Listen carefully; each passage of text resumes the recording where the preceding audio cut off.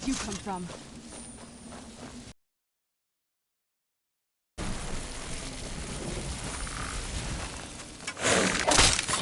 Done and...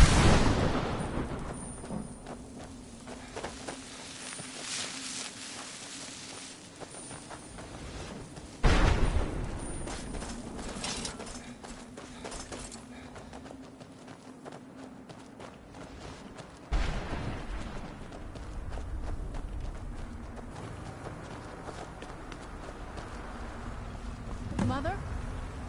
Mother! Is it really you? I can't believe it! How do we get inside? We have to talk. Serana, what are you doing here? Where's your father? He doesn't know where... I must have failed. Harkon's found a way to decipher the prophecy, hasn't he? No, you've got it all wrong. We're here to complete the prophecy our way, not his. Wait a moment. You've brought a stranger here? Have you lost your mind? No, you don't... You, come forward. I would speak with you. So how has it come to pass that a vampire of mixed blood is in the company of my daughter?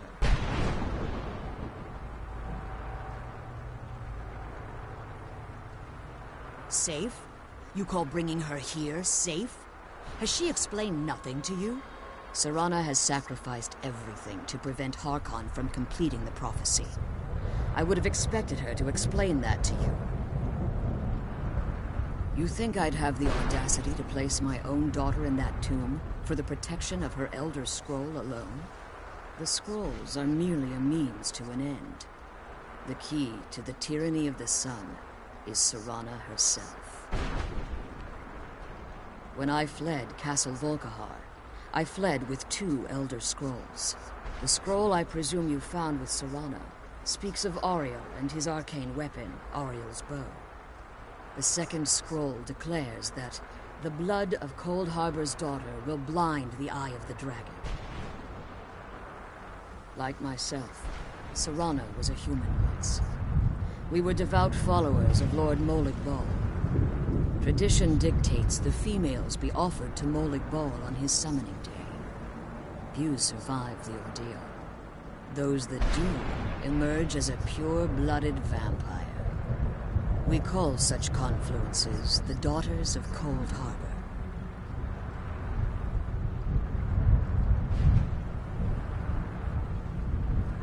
It was expected of her, just as it was expected of me. Being selected as an offering to Molig Bal is an honor. She wouldn't have dared turn her back on that.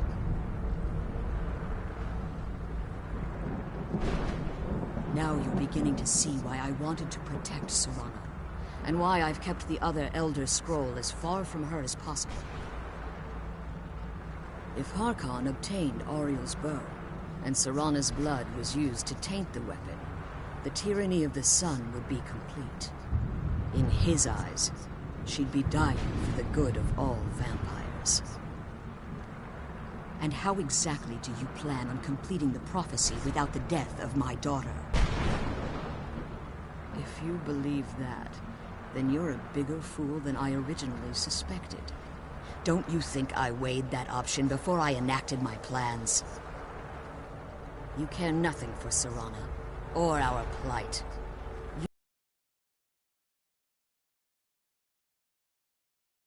You won't hesitate to destroy anything that stands in your path. Serana?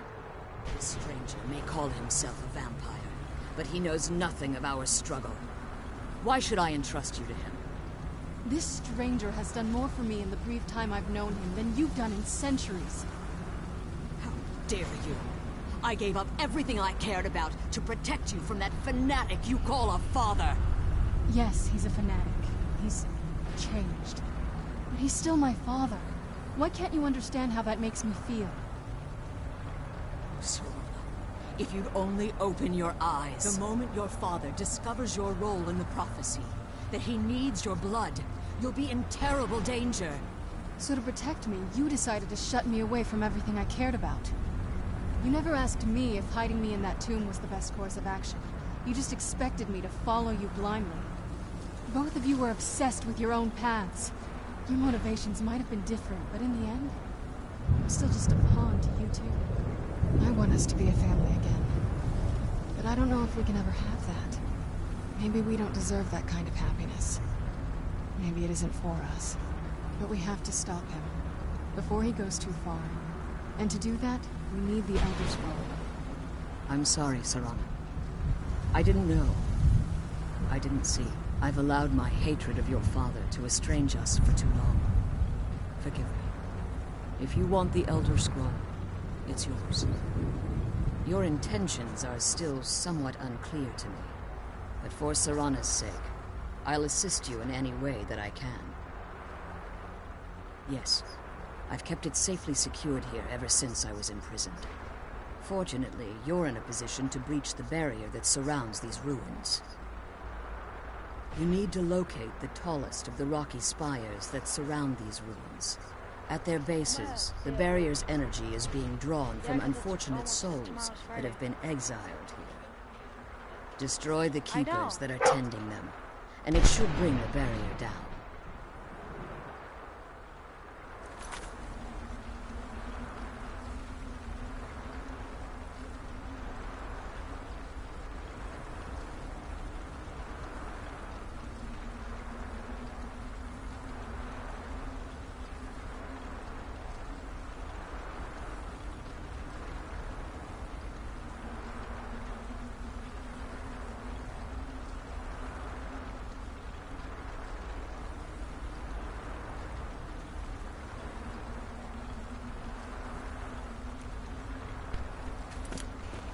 You need to locate the tallest of the rock at their bases. Destroy the keepers that are tending them, and it should bring the barrier down. One more word of warning. There's a dragon that calls itself Durnevere roaming the cairn. Be wary of him. The Ideal Masters have charged him with overseeing the keepers, and will undoubtedly intervene if you're perceived as a threat.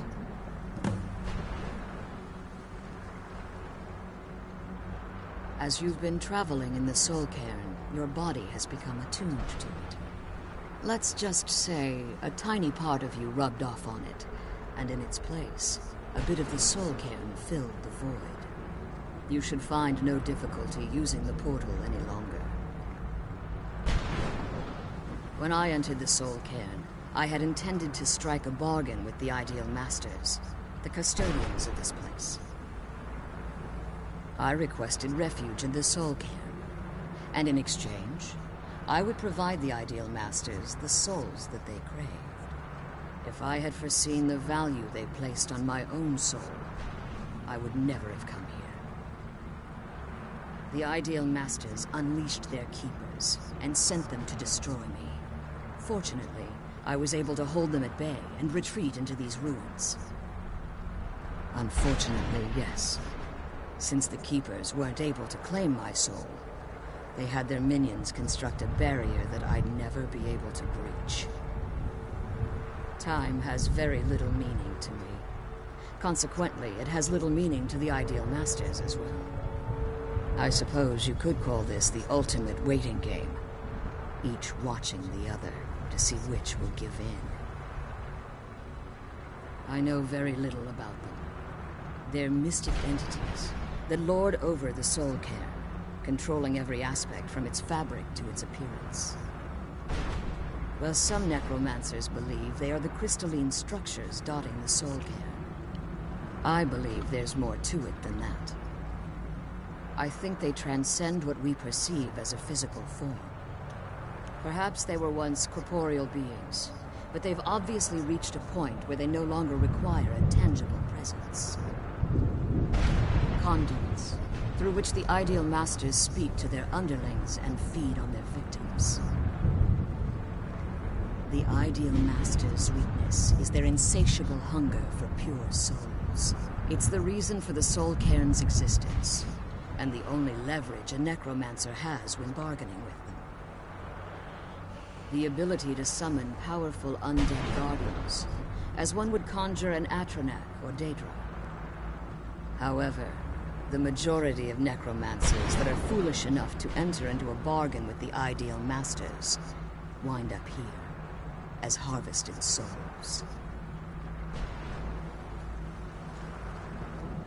Harkon's vision is a world plunged in eternal darkness, where the vampire can flourish and never again fear the tyranny of the sun. What he